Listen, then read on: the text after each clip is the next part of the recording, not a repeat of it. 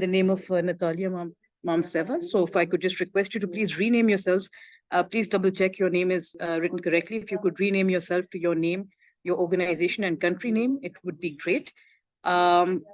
So just before we get into the presentation by Ellie, my colleague, I would just like to just give a brief on the CAREC Innovation Network that we're setting up as part of the Digital CAREC program. And this is our attempt to bring together all the ecosystem builders, so the accelerators, incubators, research centers, technology parks in the CAREC region, which comprises 10 countries at the moment: Central Asia, Mongolia, China, Pakistan. So it's something of an effort for us as well, but something that we would really like to do because it gives us greater outreach and an opportunity to collaborate and put together some amazing opportunities in the form of networked opportunities, and really scaling up the impact that we'd all like to have. Also attracting more investment for the startups that we're working with, really scale up our programs as well. So I think that's the effort and the objective behind the CAREC Innovation Network. And we've started off now with almost every month we try to have some kind of a workshop, some kind of a session that we would be hosting. And of course, we'd like all of you to be active members of the network as well. So, giving us your feedback, also suggesting what topics you'd like to hear on, what are the areas we can help you further on. And we'll share a feedback form also at the end of the session today to get some of your inputs accordingly. In the meanwhile, I'd like to hand over to my colleague, Ellie David, who is the CEO of Startup Blink. And his initiative with Startup Blink is probably one of the most interesting in the startup ecosystem, with the mapping and ranking of the startups across the globe. So giving the opportunities to countries to actually determine where they stand in the global ranking of the startups. So I'm going to hand over to Ellie, who will be talking to us about the key insights into building up the startup ecosystem, some things that he's learned from his experience over the years, and how we can, bring that into our region as CAREC, and really see where our ecosystems stand and help them rank up and become better. So Ellie, over to you. Thank you so much, Hira. Good, and thank you everyone for attending today. Also, we encourage you, we're going to do the first section, basically a little bit of presentation. If you have any question, feel free to send it in the chat. We have both Navid and Mudassir tracking the chat with your questions. There's also going to be an opportunity in the end for Q&A.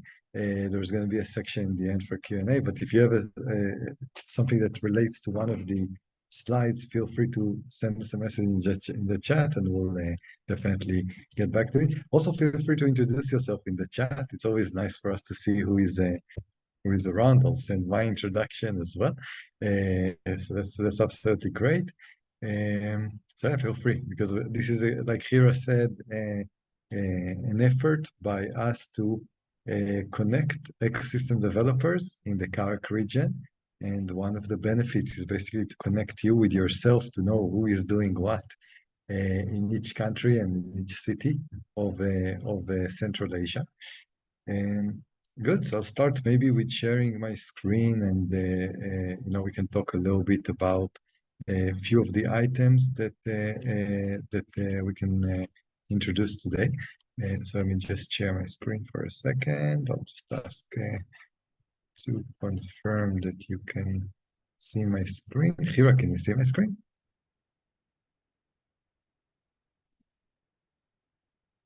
No, see your screen. Yep. Yes, Ellie. Excellent. Great, so we can start. Excellent. So basically today we're going to talk a little bit about startup ecosystem development, and so on. My name is Ellie David. I'm the ecosystem consultant for the CAREC project. I'm also the CEO of Startup Blink. We're going to speak a little bit about quick introduction. We're going to talk a little bit about trends in the global startup ecosystem, some elements of startup ecosystems, understanding startup ecosystem stakeholders, development stage. We're going to also talk a little bit about challenges and about best practices. Most of you are doing ecosystem development in Central Asia. This is a region that has so much potential as far as we're concerned. And definitely the work that you're doing now, although it sometimes feels a little bit lonely, is the work that in 20 years, when hopefully our ecosystems are really on a global level, this would be the most meaningful work, and all of us can kind of count on ourselves as a sort of the legacy ecosystem builders of our city and of our country. I'll speak a little bit about the project that we've built, which is available at startupcarec.org. This is a map and a portal for a regional map and a portal of Central Asia startup ecosystems, of the CAREC startup ecosystem, those 11 countries that are part of this project. Currently, if you go to startupcarec.org, you would see a massive portal that has regional data flow of more than 6,000 startup-related entities. Most of them are startup, but there are many other types of entities. This project also benchmarks and ranks 7 countries in the CAREC region and dozens of cities.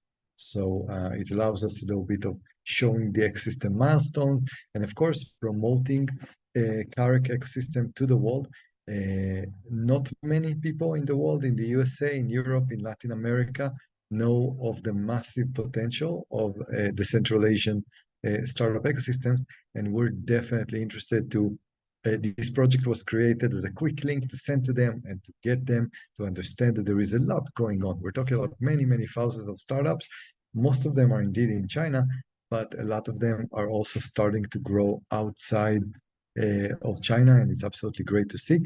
And of course, this is also used as a research and policy center for CAREC ecosystems to figure out who is overperforming, who is underperforming, which ecosystem needs more help than other ecosystems, and so on.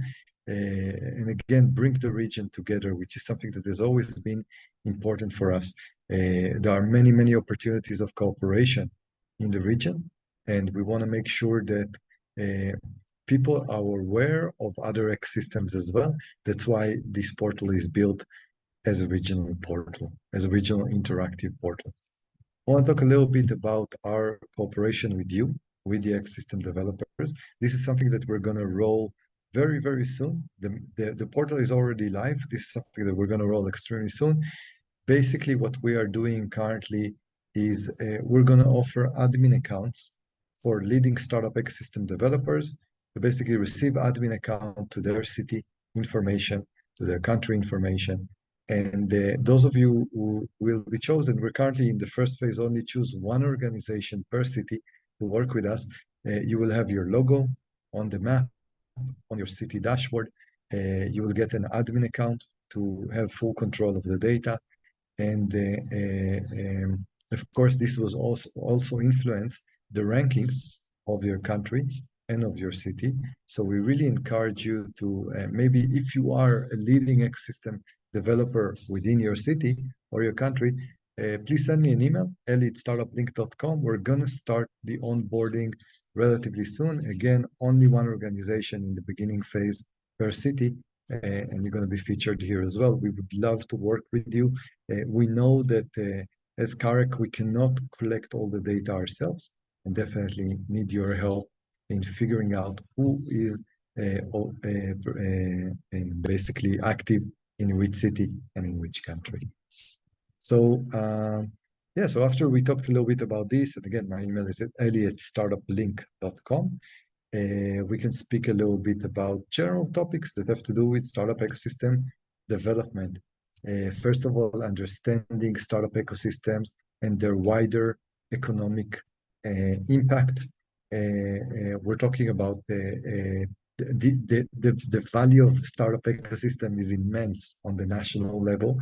Some of our governments are starting to understand that the real advantage and the secret of economical success, in part, is the growth of startups and startup ecosystem in our country, in our region. Those startups are providing high-paid jobs, usually, and increased quality of life for many, many people that take part in the startup economy.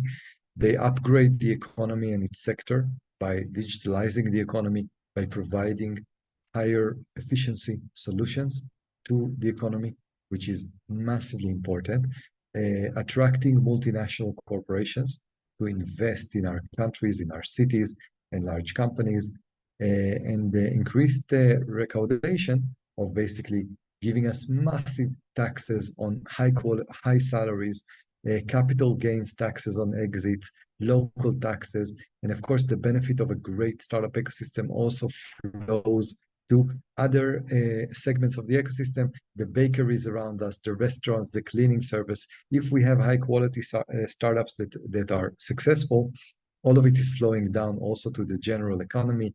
A big win. There are some countries in the world like Estonia, the UK, Israel, Sweden, Finland that are benefiting immensely from their startup ecosystem financially. We want to make sure that the ecosystems in Central Asia are in the same situation, that we're the engine of growth for those economies. The wider economic impact of startup ecosystem, we talked about the taxes, the increased exports, no longer economies that are focused on our own national demand, massive exports, massive foreign direct investment, improvement of geopolitical situation. Remember, think about all the countries that have the best startup ecosystem. They're the ones that also have a much deeper and bigger size as an influential country in a way. Technology is the key today. So there are many reasons to develop it. Technology is easily scalable. It's easily exportable outside of our borders. And of course, it also prevents, if we have a good startup ecosystem, it prevents the brain drain of our ecosystems, of our cities, of our countries. Brain drain is, of course, one of the biggest tragedies that exists in startup economies and in economy in general.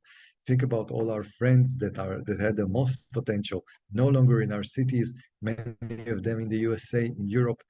The amount of potential economic gain that we can get by keeping those people, by creating high quality ecosystem, is absolutely massive. So we're definitely very interested in building startup ecosystems, and with your help joining us in this CAREC project, we think we can achieve great results here and to really create economic impact in the future. We're talking about a little bit about why the location matters. Both unicorns and successful self-funded startups are mostly born in startup hubs. 49% of the global unicorns that are basically valued above $1 billion are in 5 cities. There are 10,000 cities in the world. Half of the unicorns in the world are in 5 cities. It shows you that when a city becomes a startup hub, it has an unfair advantage, a real flywheel of economy. And of course, we want to create those flywheels also in Asia. Of course, there'll be a massive economic impact on our countries. And of course, the role that you're all playing as ecosystem developers is crucial to that. We know that sometimes this role is underappreciated. You girls and guys have to get a lot of, you probably have to hustle a lot. You have to convince and educate a lot about the importance of a high quality ecosystem to your local governments, to those that have the resources and the budgets.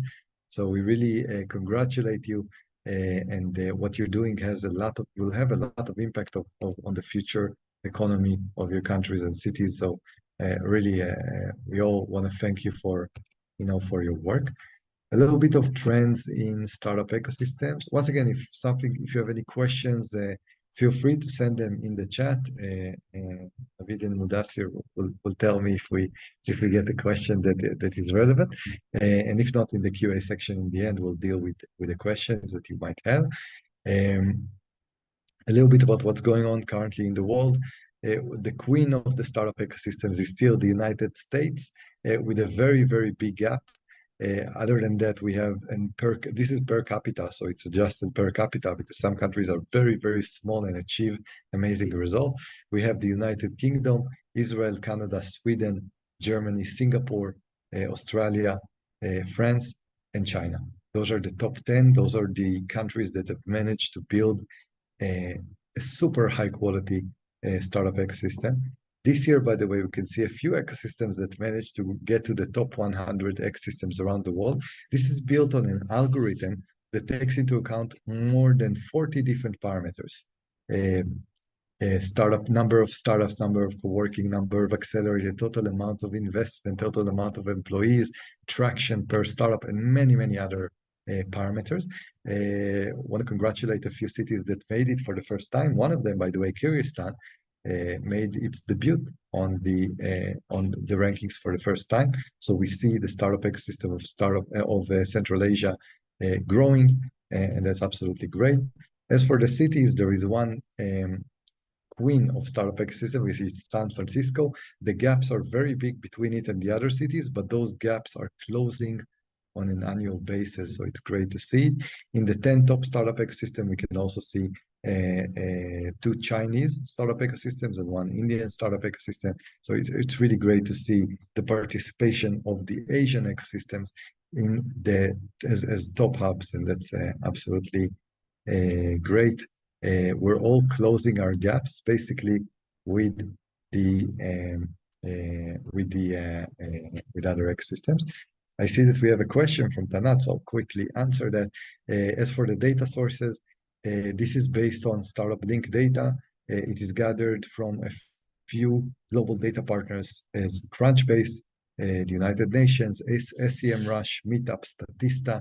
There are many, many global partners, and there are more than 100 governments currently that have the same admin accounts that we're providing to you, ecosystem developers in CAREC, in order to feed data into your startup ecosystems. By the way, once again, if you join us in this project of getting the admin account, we're basically are much, much more able to rank your ecosystems in better accuracy. So that would be the idea. A little bit about the regional momentum. We can see over here that this is for the number of startup ecosystems in the top 1,000. North America has almost 30%, but those are only 2 countries. Europe has a lot of startup ecosystem, 426 actually.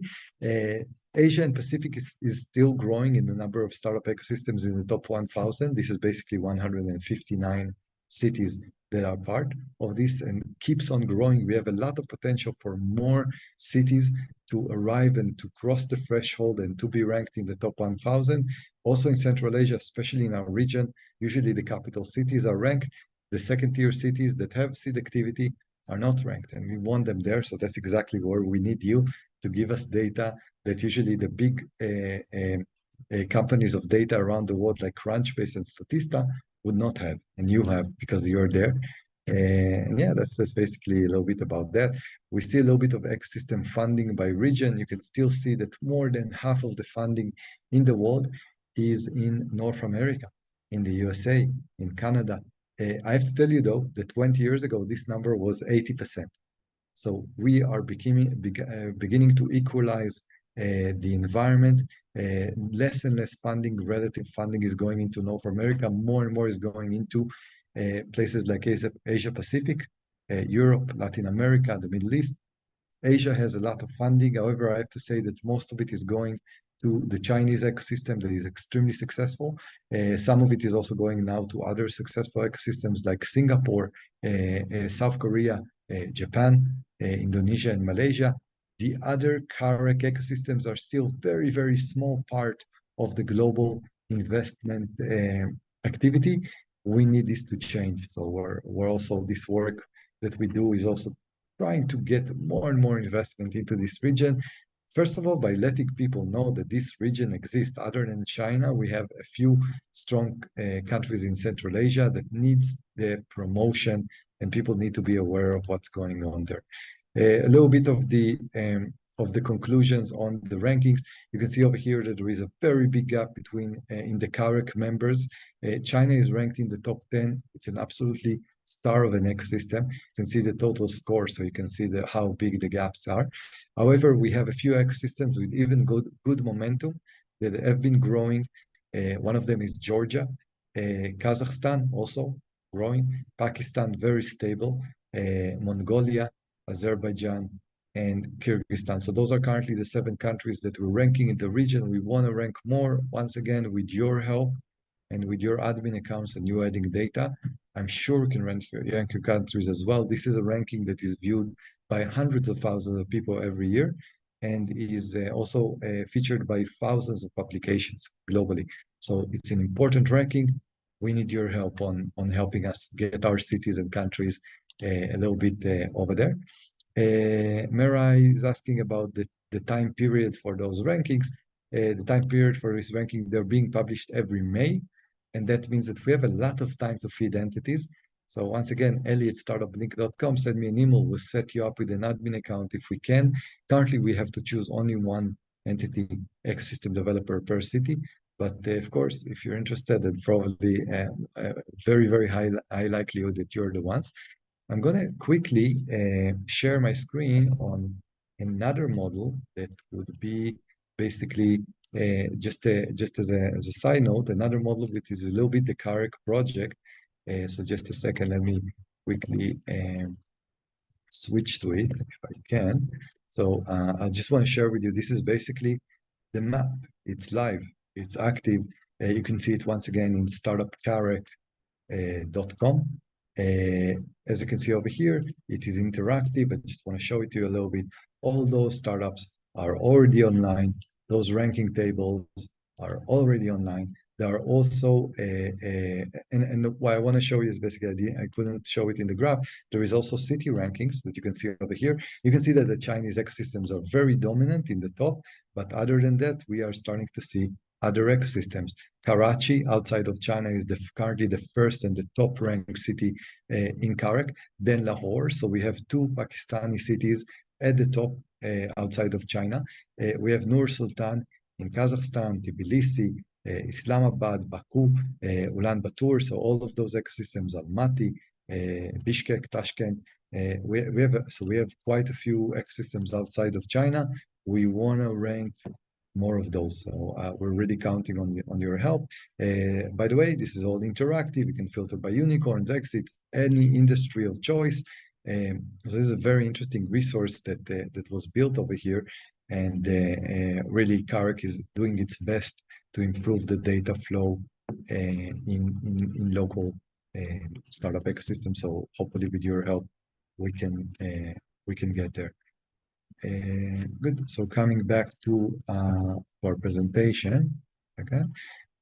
Let's talk a little bit about some elements of startup ecosystem, some stakeholders. This is the list of stakeholders that are usually the conventional wisdom. Let's talk a little bit one by one. You guys know those stakeholders maybe probably even better than us. The entrepreneurs, the real heroes of each ecosystem, the most important element of a startup ecosystem. Basically, a startup ecosystem exists to empower entrepreneurs. That's our role. Basically, it doesn't matter who we are, universities, corporates, and so on, is to make sure that the entrepreneurs can innovate. It's very hard to become an entrepreneur, especially in a region like ours, where societies might be more conservative, when our families and friends would expect us to get a 9-to-5 job. So you need a very, very special character in order to become an entrepreneur. Co-founders are very important, by the way, and are very hard to find in ecosystems and economies where there isn't a big amount of trust. So this is something that we are always working on. Entrepreneurs sometimes have to fake it until you make it. And we always try to encourage the give first mentality when building an ecosystem. If our entrepreneurs have a general narrative of helping each other, the ecosystem is much more successful. If they have a narrative of being careful that nobody steals their idea and staying quiet about their ideas and so on, then of course the ecosystem is not as successful. So we really respect entrepreneurs, especially taking into account that almost 90% of them fail. So that's like the heroes of the startup ecosystem. Universities are very important as well. There are a few global approaches. Some countries have universities that are very, very involved in the success of their startup ecosystem. For example, Canada, Australia, the USA. In other countries, the universities have not woken up yet and are still not helping their startup ecosystem grow. So we always encourage universities to take a more active role. The universities also have to prepare our students with cutting-edge tech skills. I can't tell you about how many universities out there that are teaching curriculums that are relevant for 20 years ago. They're there to also foster connections between the founders so they can become co-founders and build those connections.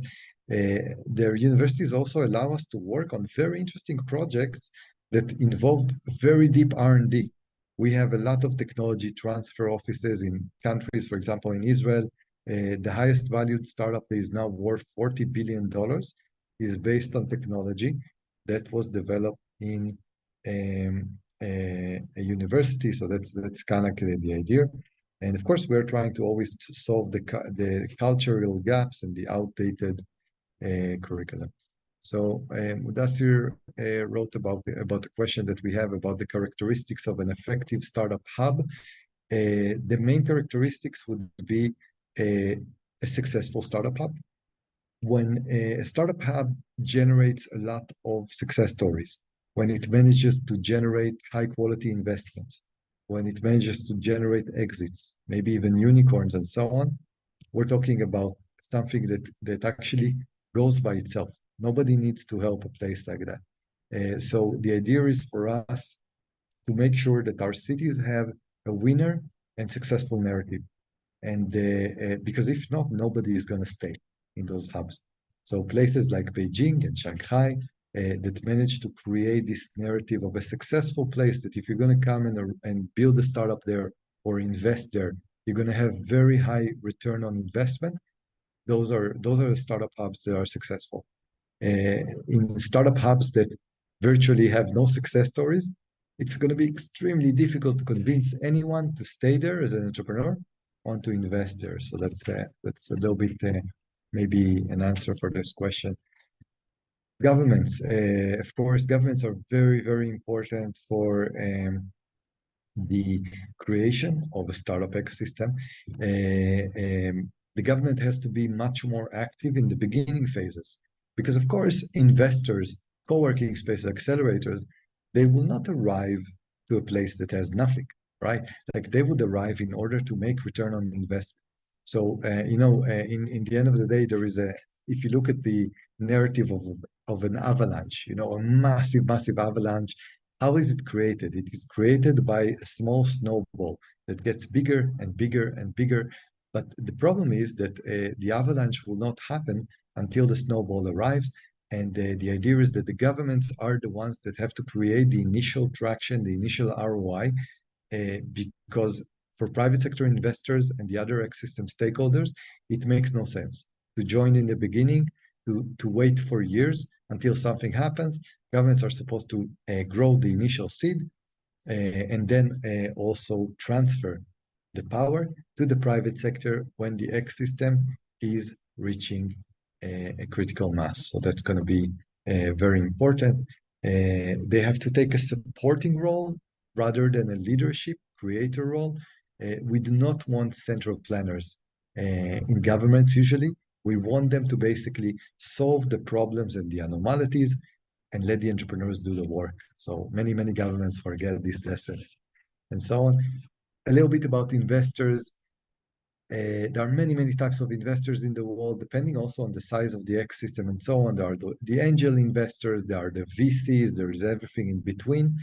I have to say that in many, many cases, also in good startup ecosystems, many startups are being funded initially by the capital, by the startup entrepreneurs themselves. And this is also a change in mentality that many people are waiting for investors. At some point, entrepreneurs also have to spend their own money, and that's totally okay. But of course, some ecosystems don't even allow that. The seed money to basically be in a situation that you can get maybe a little bit of credit, maybe a grant and so on, to figure out a way of building a startup yourself before you go to the investors. And of course, the investors are crucial in all stages, but mostly in the growth stage, in the scaling stage. The problem that our ecosystems in CAREC have with investors is that the sad mathematical reality is that in order to make money as an investor, you have to bet on about 30 or 40 startups. So it requires a lot of capital. And within those 30 or 40 startups, you need to have one success story usually that covers your entire fund. We call it the spray and pray method. That is what works mathematically.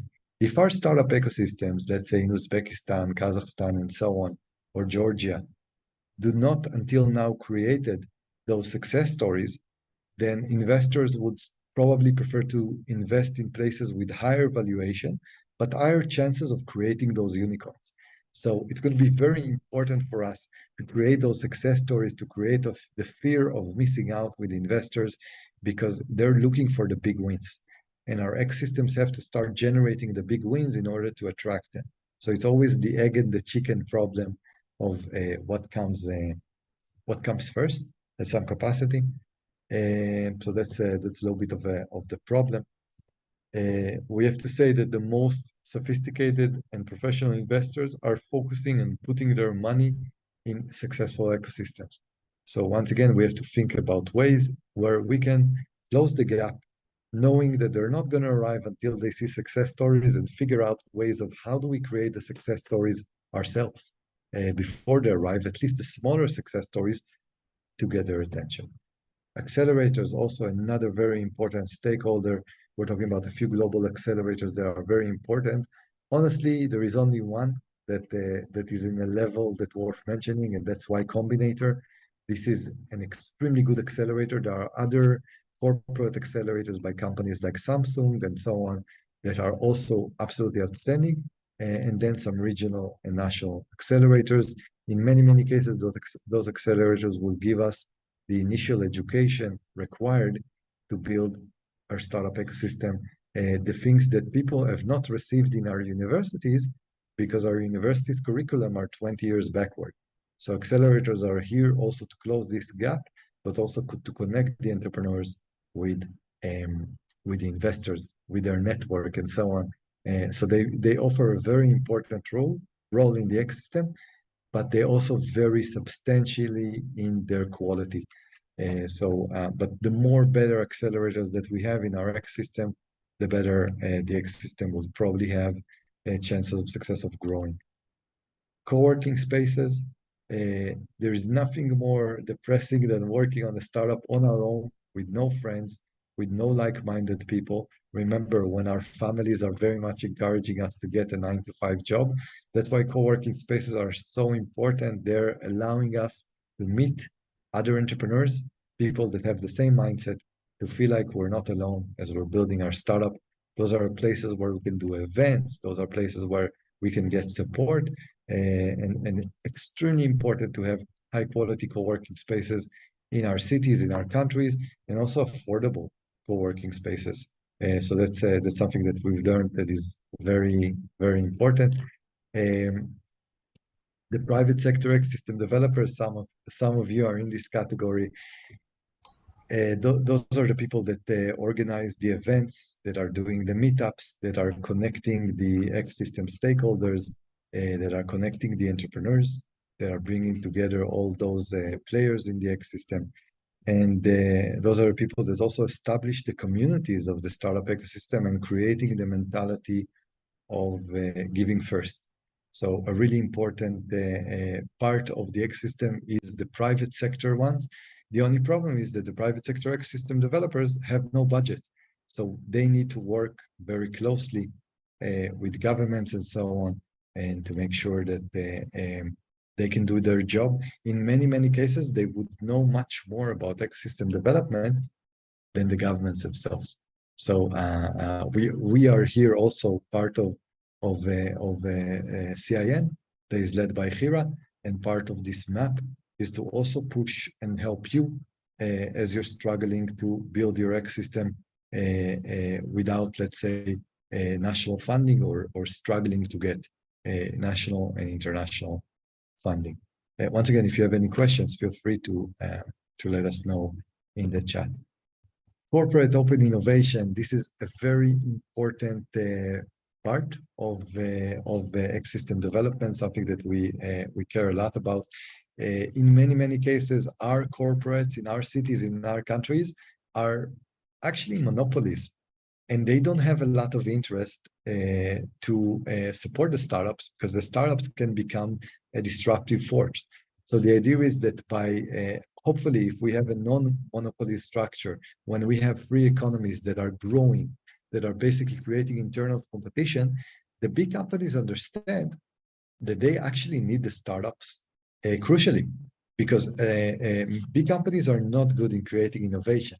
So if we have open economies that have competition, the big companies are very much aware of how important the startups are for them, and they will create accelerator programs, they will create investments, joint ventures, and so on with the startups. Again, the important thing is to wake them up and to tell them that if they want to create innovation, they have to go to the startups, to the local startups, in order to create innovation. Some of them do not understand that. And of course, we're trying to always, you're probably also trying in your cities and your countries to wake them up, because they have the budgets and they have interest of improving. A lot of their improvement arrives from startup ecosystems. So from the startups themselves. So that's a massive untapped resource that we always recommend to use. Other than that, we have the service providers. We're talking about the lawyers, the accountant, the recruiters, the marketing consultants. They're trying to sell, but they're a very important part of a startup ecosystem success. If you're in San Francisco and you're building a startup there, or in London, you would have quality access to the highest quality service providers. They will make the difference. They will rank your site on SEO first. They will be able to connect you with the best deals, and so on and so on. They will allow you to globally or regionally expand with lawyer or accountant advice. We need them in each ecosystem, and we're trying to grow them in all of the ecosystem. Of course, their challenges is that if the startup ecosystem is underdeveloped, it doesn't make sense for them to improve their services and to offer their services to startups. So once again, we're trying to close some of those gaps. All of those ecosystem stakeholders are critical when we are developing a startup ecosystem, because they're simply supporting the startups and the entrepreneurs and giving them more powers, more weapons to grow their startup ecosystem. So now we'll talk a little bit about ecosystem development stages. Each of you is in other type of an ecosystem, another profile of an ecosystem, so you might identify you in those ecosystems. First of all, there are the non-seed ecosystems, the ones that are not mentioned here. Those are cities that currently have no startup activity, or if they have startup activity, nobody knows about it. There are practically no co-working spaces, no accelerators, no startups that are signaling their activity. Those are cities that are missing out, that are losing a lot of brain, that experience brain drain, and are losing a lot of economic potential. And we are also here to help those cities to build the initial critical mass. This is one of the reasons why this project of the CAREC Startup Ecosystem exists, is to allow us to build and grow those secondary startup ecosystems, the ones that have not crossed the threshold yet. Those ecosystems would usually not even rank in the top 1,000. Then we have the seed startup ecosystems. This is an example of a seed ecosystem. Those ecosystems are more successful. They are starting to show high quality startups. Tashkent in Uzbekistan, for example, is a case study for that. They haven't developed very impactful startups yet, but they have a seed activity, which is great. They have the basic innovation infrastructure, maybe a few co-working spaces, low accelerator activity. Those ecosystems would be mainly supported by the public sector. Startups may form in the city, but those that are scaling are very likely to move to bigger startup hubs, either nationally or regionally and globally. Government involvement in those ecosystems is fundamental, since this ecosystem still cannot generate high ROI for the other stakeholders to be very active. Usually those startup ecosystems will be ranked between 501 and 1,000. on the Startup Link Startup Ecosystem rankings. And yeah, that's basically the idea over there. I'm going to move on to a little bit of other types of startup ecosystems. One of them is would be a developing startup ecosystem. So that would be an example of Karachi, Pakistan. So yeah, basically in Karachi, Pakistan, this is an example of a developing startup ecosystem. We are talking about ecosystems that demonstrate. We have a little bit of background noise, so I'm not sure, Mudassir, if you can mute whoever is unmuted.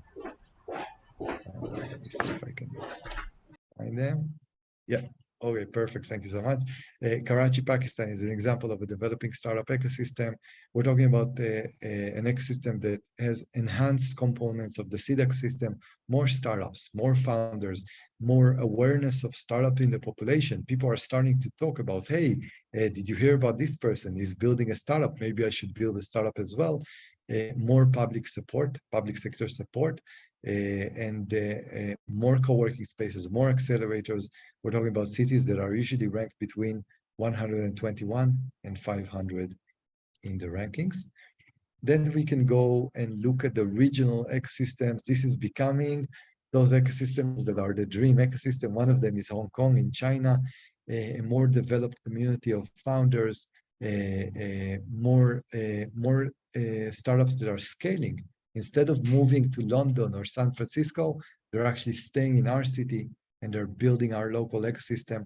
We'll usually have a few unicorns or unicorn candidates, as we call Soonicorns, attractive to immigrating entrepreneurs. Those cities will actually get people to arrive to them and build their startup in their ecosystem. People from entrepreneurs from the smaller seed ecosystem will move to those ecosystems. Usually those ecosystems are ranked between 31 and 120. And then we're talking about the global hubs. Those are the very successful startup ecosystems, powerhouses of innovation. They will have quite a few unicorns. They will have a lot of investment. Part of the economy would be startup economy, 100%. About 20% or 15% would be into building startups. Those would be the engines of the local economy in those cities, very international and so on, and usually ranked between 1 and 30 in the rankings. So that's the idea. Let's talk a little bit about a few guidelines as we're developing startup ecosystems. And again, if you have any questions, feel free. What we always tell the governments that we work with and the ecosystem developers that we work with from the public sector is that our role is not to build the ecosystem, but to allow entrepreneurs to fulfill their potential. That means that we have to speak with the entrepreneurs and see what are the problems that they're facing and what doesn't allow them to scale, what makes them think about moving to another city. This is the scariest scenario for us, entrepreneurs that are telling us that they're thinking about moving to another city. In some cases, it's unavoidable. However, we have to be in a situation that we're trying to keep our entrepreneurs as much time as possible before they move. So when they move, let's say to a city like London or San Francisco, they have a lot of activity in our city, so we don't just lose them and lose touch with them. They keep part of their activities in our city, and this is important. We always say that if a government can only choose one activity to support its local startup ecosystem, it should make sure that it doesn't do any damage, that there is no unnecessary bureaucracy, red tape, that the basic infrastructure is there. Even before we start to support, we have to make sure that we're not making life difficult for entrepreneurs. Entrepreneurs have zero tolerance for locations where in addition to the massive problems of scaling and finding product market fit, we already talked, there is about 10% chance of doing it. If the local legislation is making it even more difficult with things that do not exist in other cities, those entrepreneurs are not going to stay in our cities. So we have to also make sure that we clear the anomalies and the problem. And of course, make sure that we're passing the leadership to the private sector. to the investors, to the private sector ecosystem developers, and so on, is so important and something that we always recommend to do. Some other guidelines would be what we always say, something is counterintuitive, and I think that a lot of ecosystem developers are struggling with this point. Sometimes too much help creates more damage than good. The idea is that when we are helping too much and keep on acting as a central planner, then the startups, instead of building products for the market, they're constantly focused on getting the next grant. They even call it grantpreneurs, basically, the entrepreneurs that are constantly hunting for grants instead of selling. Because in the end of the day, we want our startups to be market-oriented. And in many, many places, this doesn't happen. One of those continents, by the way, that have a problem with this is Europe. Europe has massive potential, but they have not managed to build very high quality startup hubs compared to this potential because there is too much support. They didn't know when to let go. So part of this delicate balance act is to support in the beginning, but then let the market decide. And some ecosystems did not get it right. Some ecosystems in Asia as well are not getting it right. So we have to make sure that we know the balance between helping and helping too much. And of course, what we are also in the CAREC project, a lot of what we're trying to do is on the macro level to help with infrastructure, databases, strategy, promotion, and focus on the cities and country level instead of the micro level of picking favorites, because we really believe that the market should pick the favorites, not governments, and not us, as big international organizations. However, we are very much aware that the less developed the startup ecosystem is, the more we have to also intervene on the micro level, because once again, there is no return on investment for the private sector. So we're there when there is no return on investment, and we have to stay out of the way when there is. Also, an important thing to remember is that a great initiative for one startup ecosystem can be really disastrous for another startup ecosystem. So that's something that is very important to remember. There isn't one recipe that works for all of us. Each ecosystem has its own unique characteristics that have to be taken into account. We cannot copy-paste policies from other cities, from other countries. Some of them will simply create more damage than good. Okay, a few additional guidelines is to focus on few key industries, the unfair advantages. All of us have to think about in our cities, in our country, what is the unfair advantage that we have, and focus on that, because many of our ecosystems are joining very late to the game. We have to understand the American ecosystems started focusing on startups about 30 years ago. Countries like Israel, Estonia, and so on started doing that 25 years ago. We're very late. It's never too late. As the saying goes, the best time to plant a tree was a long time ago, but the second best time is now, right? So the idea is to start, but also to be aware that because maybe some of our ecosystems are joining late, we have to focus on our unique differentiator, which is very, very important. Some examples, I'll give you an example. For example, in Europe, there is a small city in Denmark, Odense, that is a powerhouse of hardware and IoT. All their startups are basically hardware and IoT. That's the way that they manage to differentiate themselves from the capital cities and from other cities in Europe. Stockholm, for example, in Sweden is extremely well in energy. Shenzhen is also maybe one of the best, if not the best, hardware and IoT ecosystem out there. Singapore, fintech, so many ecosystems are focusing on specific verticals, and we have to really think hard about what is our unfair advantage, because becoming a generalist now might not be the best way. We can talk a little bit about a few challenges. I know that we don't have a lot of time, so we'll just mention a few of the main challenges. Legislation, once again, we want to make sure that legislation is good for startups, that we can actually be in a situation that legislation is pro-startups. It's so hard to build a company and be successful. Let's make sure that we give people the taxes, infrastructure, the social security, registration, the ability to hire and fire easily, the visas infrastructure, and so on. This is very important for us. Other challenges would be bureaucracy and red tape. We want as less as possible of that.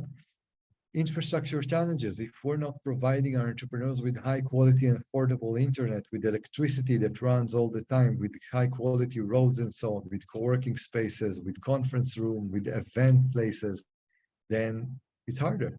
So we have to focus on those big elements. We also have to focus on the talent challenges, having the accelerators, making sure that our entrepreneurs know English.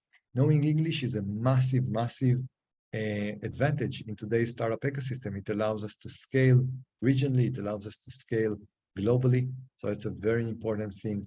Modern curriculums in universities and so on. A lot of things that we can do on the talent side. A lot of things we can also do on the promotion side, and this is something that we're doing with the CAREC Startup Map.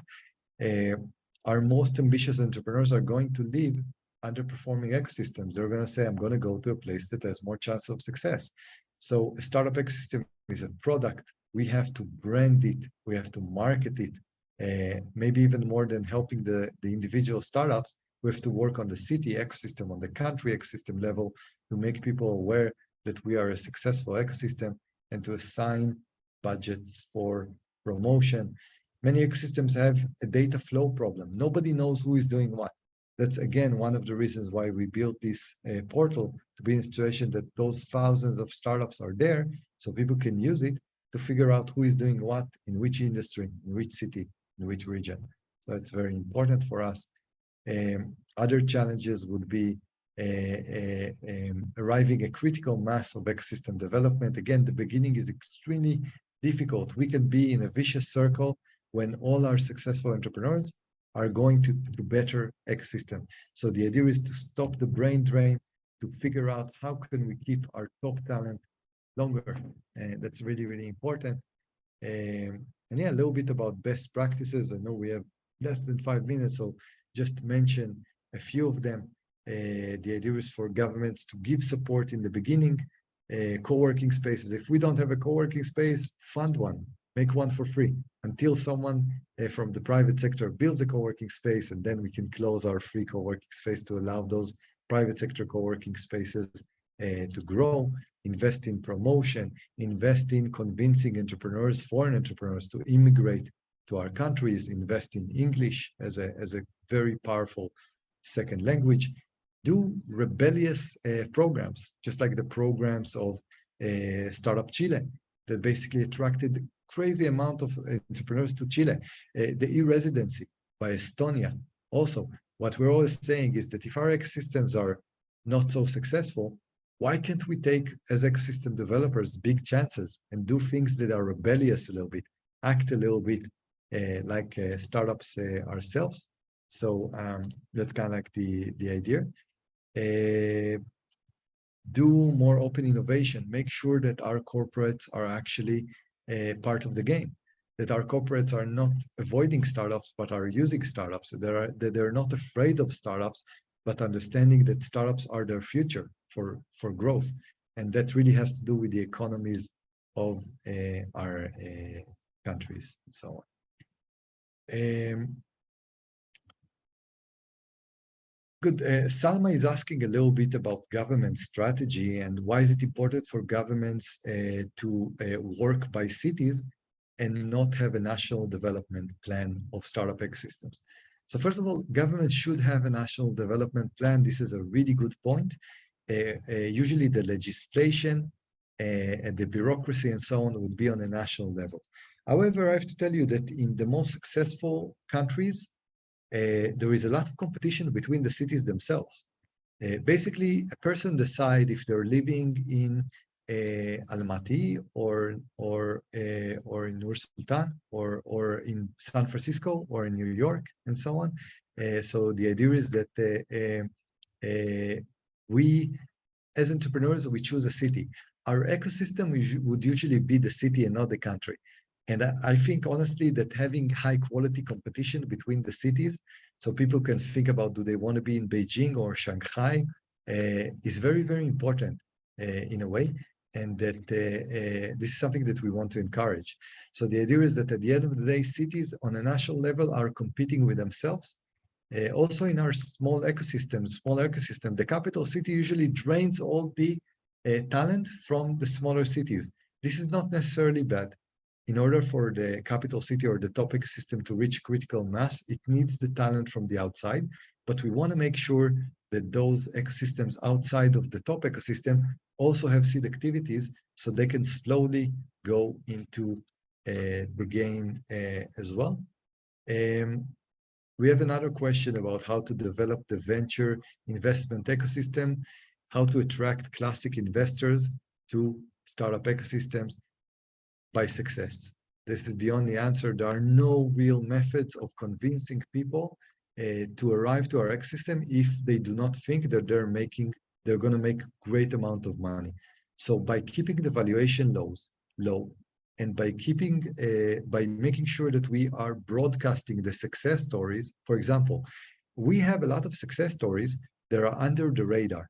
Entrepreneurs are scared to share them because they feel like the government is going to tax them the minute that they share the success story, and so on. So the idea is that we have to celebrate success stories and allow an open environment for the startups to basically share the success story, not feel ashamed or threatened by being successful.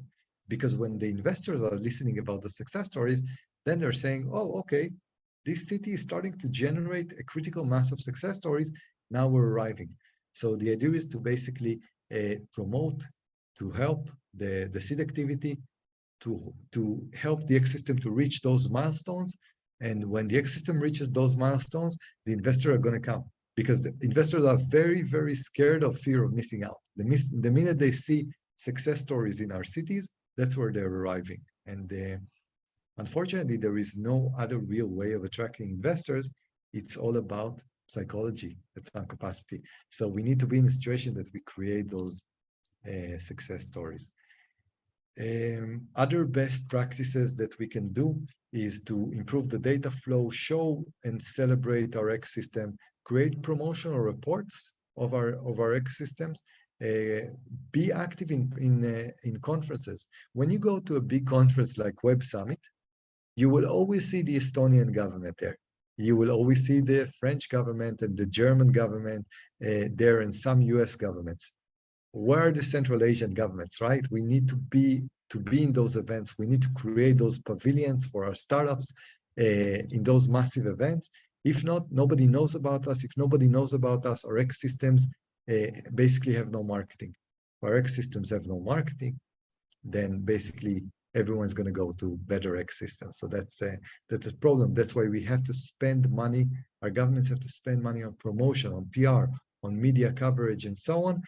In the CAREC project, we're doing our best of also doing that, and basically making sure that people outside of CAREC are aware of our great ecosystems as well. We need to do active lead generation. I always encourage governments to have a sales platform of attracting people, of making phone calls, of telling the people, look, you're currently in England, why don't you arrive to Kazakhstan? And so on. So attracting those ecosystems, I will let you know that many ecosystems are doing that.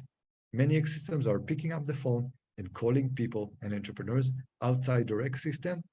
If our governments are not doing it, they're doing it a little bit wrong.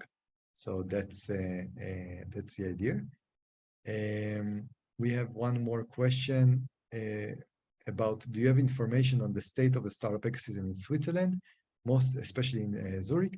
Yes, we do. You can go to startuplink.com and basically see the rankings of Zurich and all the ecosystems in the world. The CAREC portal is only featuring the Central Asian ecosystem, but this is built on the same methodology. So startuplink.com, if you go below the map, the global map, you would see the rankings of all the ecosystems, including quite a few ecosystems in Switzerland, probably about 10 or 12 ecosystems that are being ranked. So that's basically the thing that this was an initial taste of startup ecosystems and a little bit of so many topics that are out there. Hira is going to lead us into basically doing more of those events, bringing us together, making sure that we're really trying to improve the flow of the ecosystem. And once again, congratulate all of you for your work and for being the leaders in seed ecosystems. In 20 years, when people are going to look at the success of your ecosystem, you can be very, very proud of what was done. And of course, our project is here to support you as you're scaling your ecosystem. So, Hira, back to you. Yeah, thank you, Ellie, for that. So before we get into a focused question and answer round, if I could request everybody to please switch on their cameras for literally less than a minute, and our team can quickly take like a group picture to remind us of everybody who was present today and who were part of the first workshop that we've organized.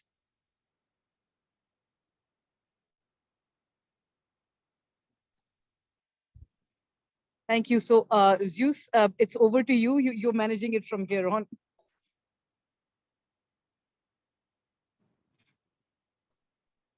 Thank you, Hira. Yes, colleagues, a pleasant afternoon to everyone. Please turn on your camera and align yourself in the middle of the video.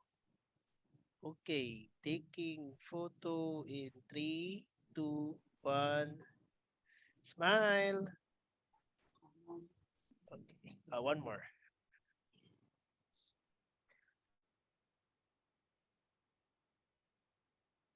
Okay, taking photo in 3, 2, 1. Smile. That's it. Thank you, everyone. Perfect. Thank you so much, Zeus. So over to the participants. If there are any questions, please feel free to ask. We are happy to take any other pressing queries that might be there.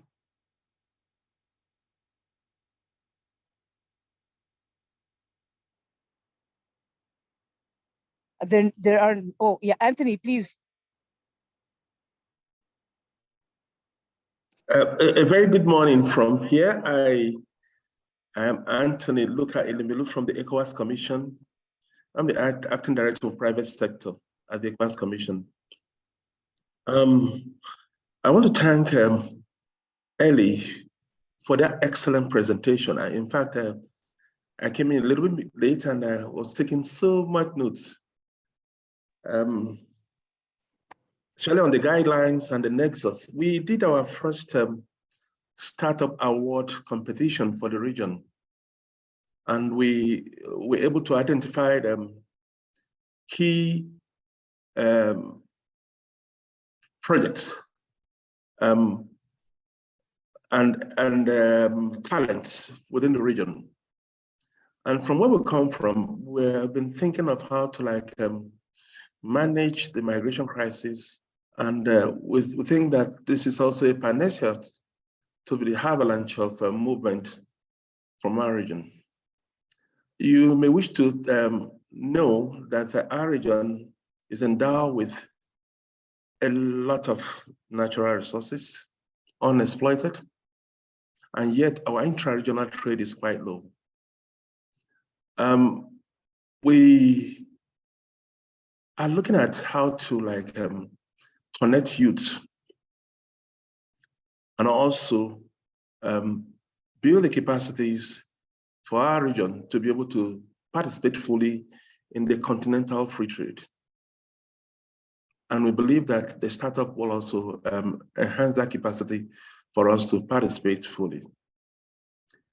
Your presentation also touched quite a lot on providing the guidelines.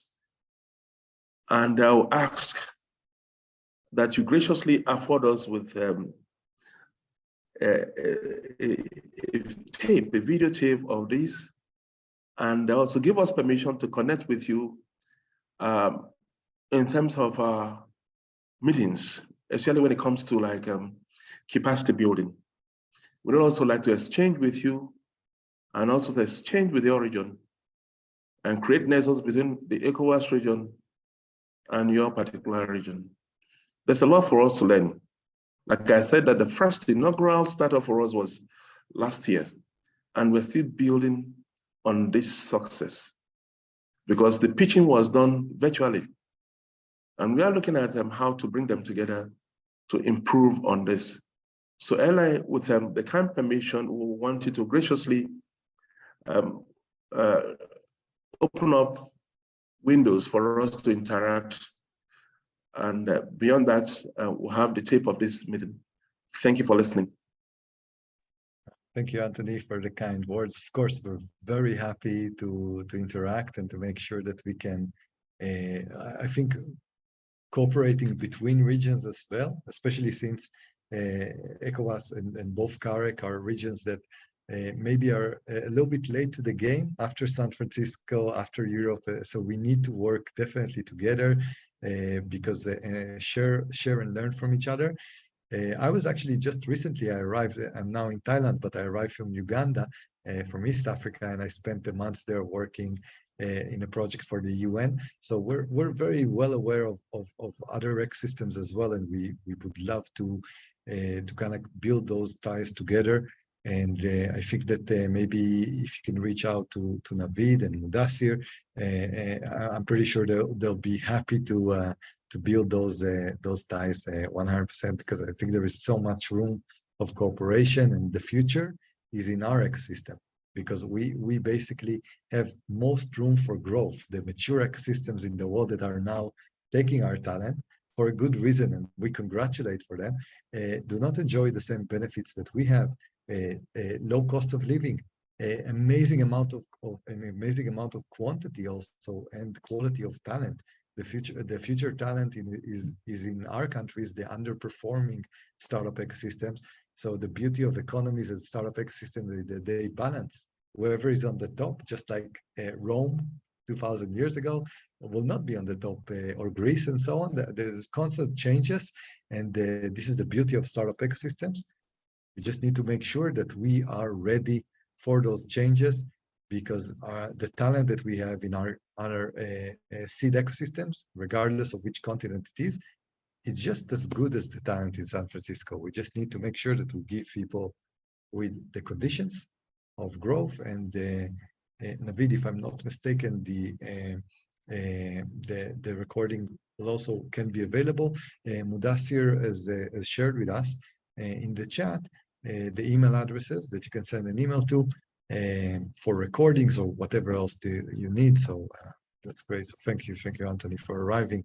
We're always interested in cooperating with other regions as well. Yeah, I think there's somebody else also who has the hand up. Please feel free to ask. Hello, Ira. Hello, everybody. My name is here Natalia Mamsova, as well as many of participants. My name is Ravshan Kurbanov. I will change it now. I'm from Tajikistan. First of all, thanks for arranging all this workshop for us. Ali, thank you very much for giving us another view for regional ecosystem. I have one small question. Here in Tajikistan, we see a trend when the startup ideas, startup teams, and the startup teams, companies, they're leaving the country. We can call it leak of minds or startups, wherever, to more comfortable ecosystem zones. So first question, is it a trend only for Tajikistan, or you observe this in whole the region? And what kind of positive and negative points you see here? Thanks. That's a question. So first of all, this is a problem that is faced by virtually all economies in the world. Also, I'm originally from Israel. I have to tell you that there are currently 50 unicorns in the United States that are by Israeli founders. So all the ecosystems, including the most successful ecosystems in the world, should be incredibly focused on brain drain and our ability to prevent it. Is it negative or positive? Generally, it's very negative.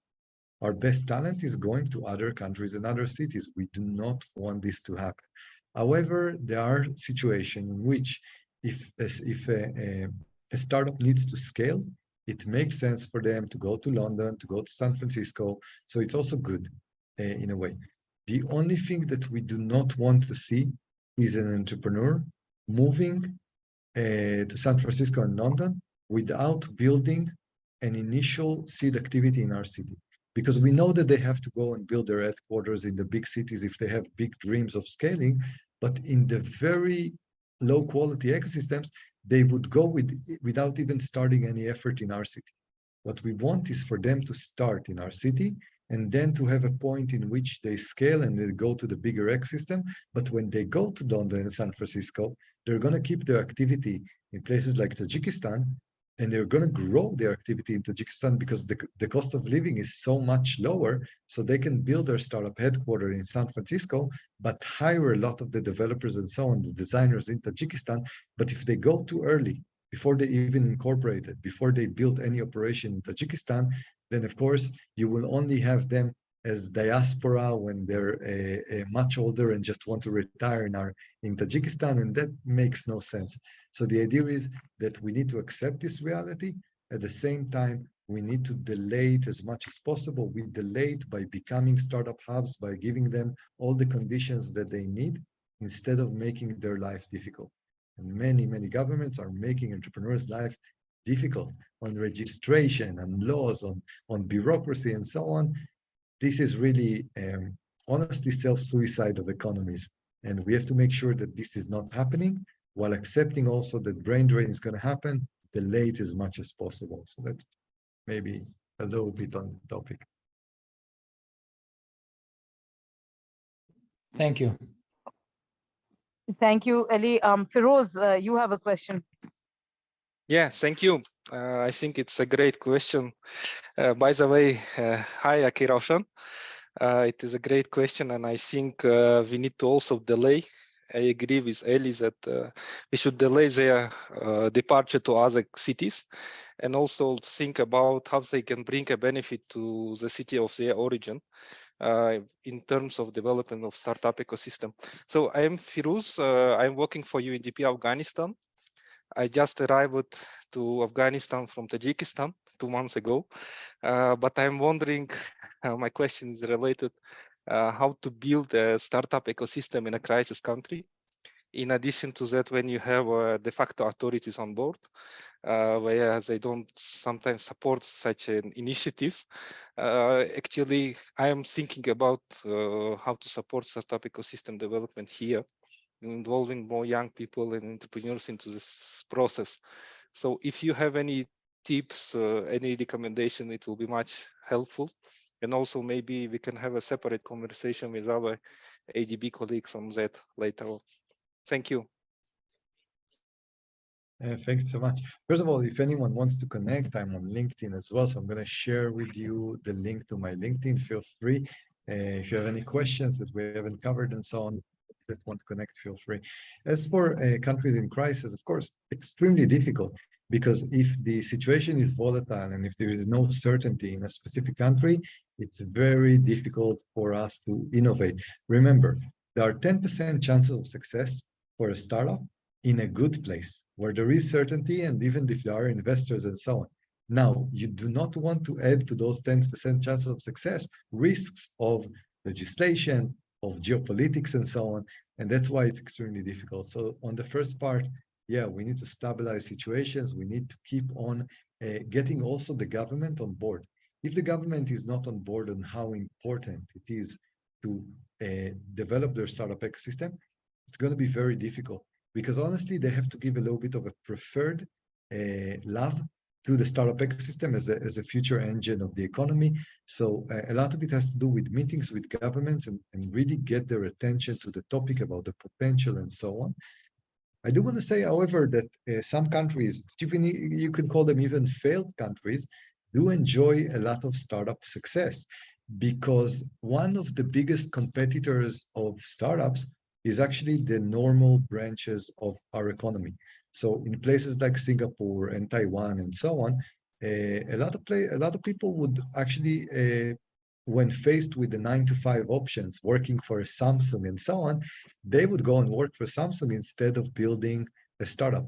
However, in relatively low quality economies or developing economies, many people are saying, you know what, if the economy is so failed and so problematic, I want to disconnect from the economy and build my own thing. So we've seen a lot of locations, for example, unfortunately, before the war, Ukraine was one of those, an economy that was very underperforming generally, but managed to build an amazing startup ecosystem because people did not want to take part in the economy. Other examples are Serbia, Colombia, and so on. So we have a lot of places where the economy, when it's really underperforming, more and more people are being pushed into entrepreneurship. Also in Afghanistan or places like that, you have an advantage that people do not find it very easy to leave the country, which is a big advantage. This is one of the problems of the recent European Union entrants, countries like Croatia and so on, that lost all their talent the minute that immigration became so easy. So we do have a lot of advantages in places that are more complex also in the geopolitics, on the economy level. We just need to know how to leverage those advantages. But the beauty is that the worse the conditions are, sometimes there are a lot of incentives to actually build a startup in the local ecosystem. So there's a lot of optimism here as well. There are a lot of examples of countries and cities that have started really not good with very tough geopolitical situation. Israel comes to mind. Also Estonia managed to build amazing startup ecosystems because of their disadvantages. So there are many, many lessons to be taught here. So that's the idea. Yeah, thank you. Thank you, Eli. Thank you for that question, Feroz. Are there any more questions? If not, I'd like to request you, Bebet, over to you. Yeah, please unmute. Please unmute yourself, Bebet. Once again, hi everybody. Yeah, Mr. Ellis, thank you very much for sharing your experience. Very insightful and useful for us. Thanks again. My name is Bebet from Asna Hub, Office of Interest Relationships, Investment and Export. Yeah. My question is regarding the venture investment and venture capital ecosystem in our region, in Kazakhstan also.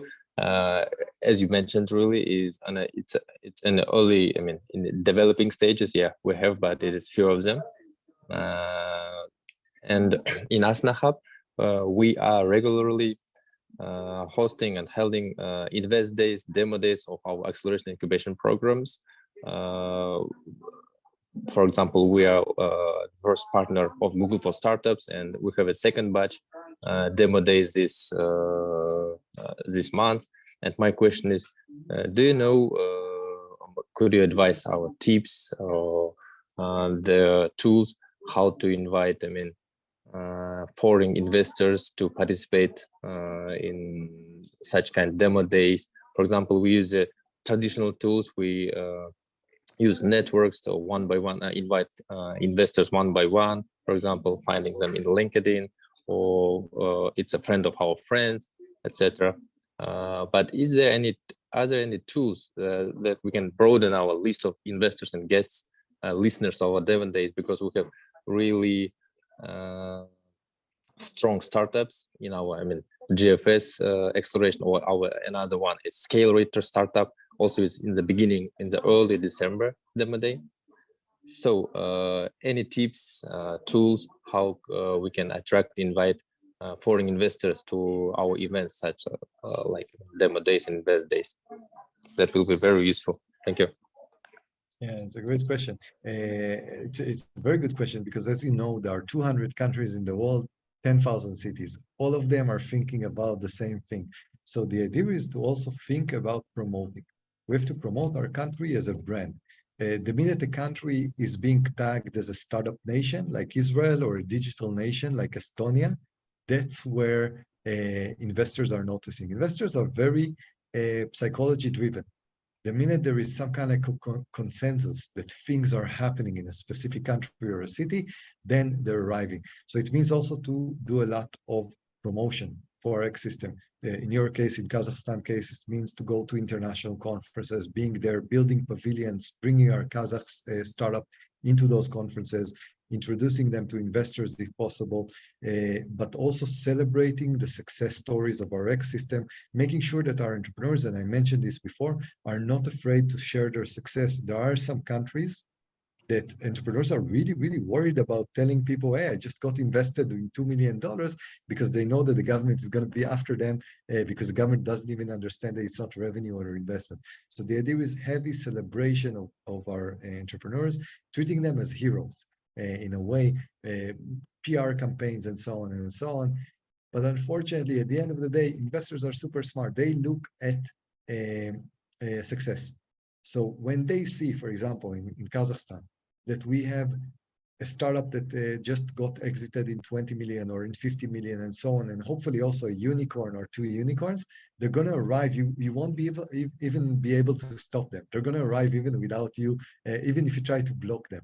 So the idea is to create the fear of missing out, the branding of the country as a startup nation, celebrating the success, broadcasting the success all over the place, and making sure that slowly but surely we're growing with more milestones and so on. They will arrive by themselves at this point. We do want them to arrive by themselves. It's very hard to convince people.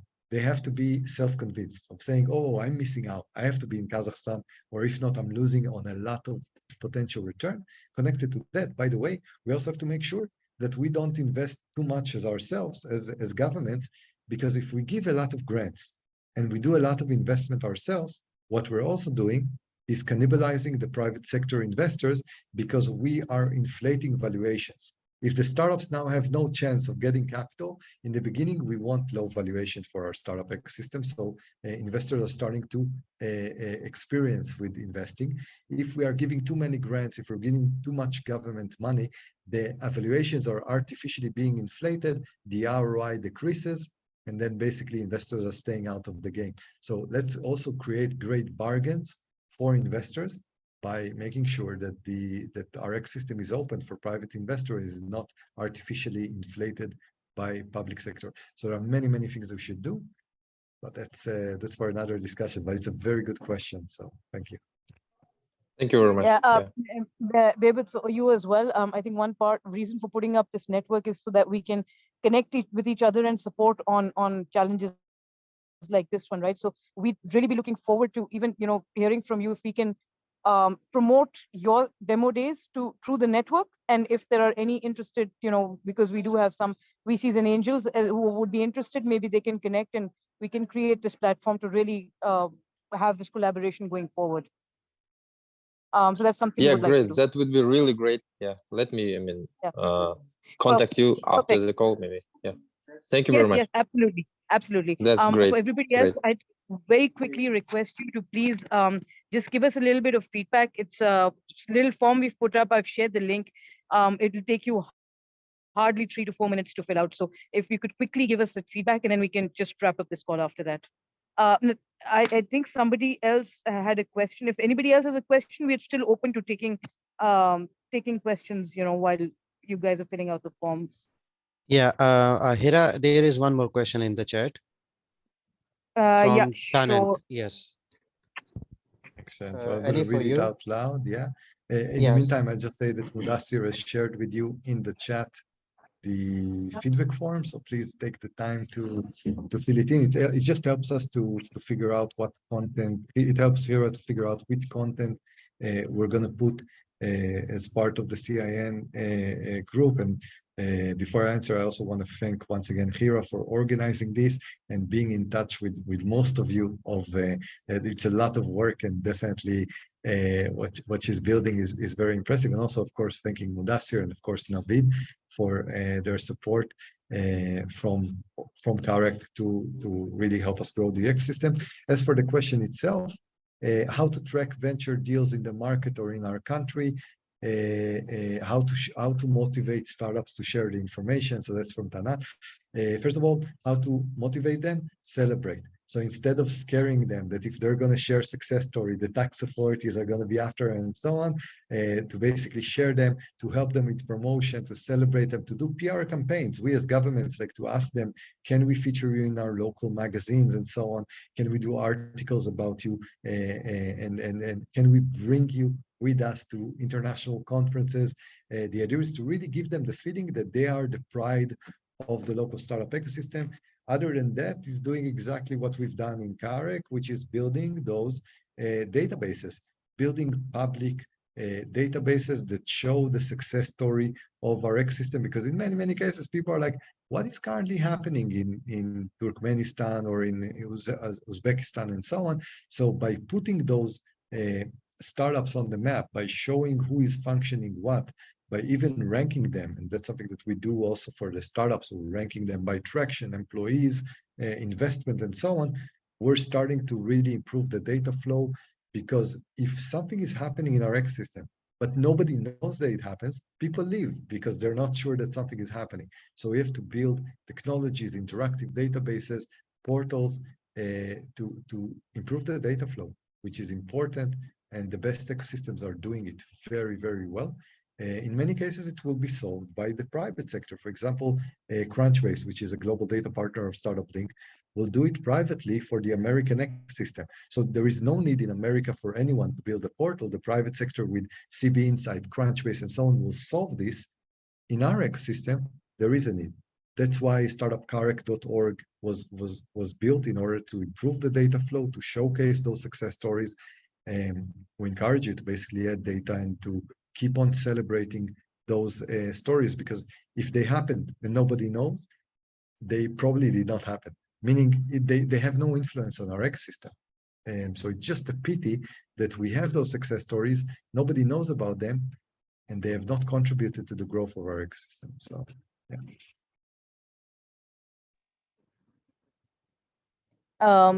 Thank you so much, Ellie. I think there's one more question we can take here. Somebody had their hand up, other than Bebut, who has put the hand down now. But yeah, I think if there's still any more pressing questions, we'd be happy to take them. In the meanwhile, if I could just request you to quickly, fill out the feedback so that we know what topics we want to organize as part of the talks for the next sessions, and what are the themes that we need to address. Devan, you have a question? No, just no, thank you. Perfect. If we're all done with the feedback, then I think we can actually only have 4 responses. So I was hoping that we would get at least 50% of the colleagues to respond. But I'll follow up on that. Thank you everyone for joining in. I think it was a great session, and the questions really made the discussion even more exciting. So I'm looking forward to continuing these discussions on other topics, on other workshops in the coming months. In the meanwhile, please feel free to reach out to us should you have any questions, you have any suggestions for us as well, any feedback. The feedback form would help, but otherwise also please feel free to reach out on LinkedIn, on email. And thank you very much for your attendance, and look forward to our next session. Thank you, Ellie, for the wonderful presentation as well. I'm sorry I forgot to mention you, but it was really nicely put. I think this is the 2nd or 3rd time I've seen this one, but it gets better every time. That's great. Super. Thank you for inviting me and for inviting everyone. And we'll continue with those events in the CIN. Thank you. Then, thank you, everyone. Bye-bye.